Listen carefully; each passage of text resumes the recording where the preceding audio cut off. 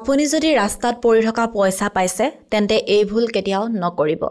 ৰাস্তাত পৰি থকা পইচা আমি সাধাৰণতে পাওঁ ন, এই যে পইচাটো পাইছে পোৱাৰ পিছত আপুনি কি কৰে?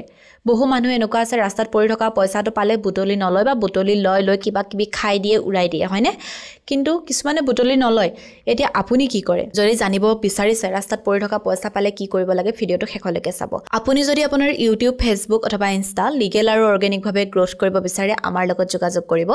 আপুনি আমাৰ পৰা legal views, legal subscriber, legal followers এই সকলোবোৰ লিগেল আৰু অৰ্গেনিকভাৱে ল'ব পাৰিব। আমাৰ হোৱাটছএপ নাম্বাৰ 9864808721। আপুনি আমাৰ হোৱাটছএপত মেছেজ কৰিব, আপোনাৰ ক্ৰাইটেৰিয়াখিনি আমাক জনাই দিব আৰু আপোনাক আমাৰ তৰফৰ পৰা ফোন কৰা হ'ব।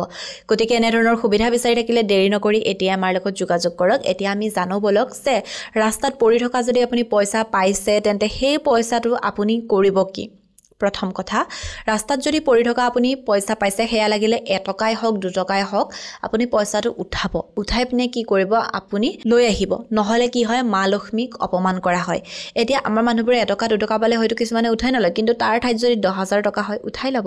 এতিয়া এইটো নহয় যে পইচাটো আনি আপুনি খৰচ কৰি দিব। 10,000 টকা এটা কাৰোবাৰ কষ্টৰ পইচা হ'ব পাৰে, কোনোবাই নিজৰ কষ্টৰ সাঁচতীয়া পইচা উলিয়াই নিওঁতে পৰি যাব পাৰে। সেই পইচাখিনি আপুনি আনি খৰচ কৰি নিদিব, ৰাখি থৈ দিব। যদি মালিক পায় আপুনি সেই পইচাখিনিৰ সেই মালিকজনক আপুনি ঘূৰাই দিব। দ্বিতীয়তে আপুনি কি কৰিব? পইচা যদি আপুনি অফিচলৈ যাওঁতে পাইছে, সেই পইচাটো ধুনীয়াকৈ উঠাই লৈ গৈ, বিশেষকৈ মই সৰু পইচাৰ ক্ষেত্ৰত কৈছোঁ, 1 টকা 2 টকাৰ কথা কৈছোঁ, আপুনি উঠাই লৈ যাব। গৈ উঠি কি কৰিব?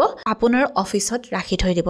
আকৌ আপুনি যদি ঘৰলৈ আহোঁতে সেই পইচাটো পাইছে, আপুনি বুটলি আনিব, আনি উঠি আপোনাৰ মানি বেগ হওক, আপোনাৰ ঘৰৰ মন্দিৰ হওক, তেনেকুৱা ঠাইত ৰাখি থৈ দিব।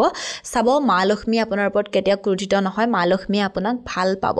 গতিকে আপুনি ৰাস্তাত পৰি থকা পইচা পালে এৰি থৈ নাহিব।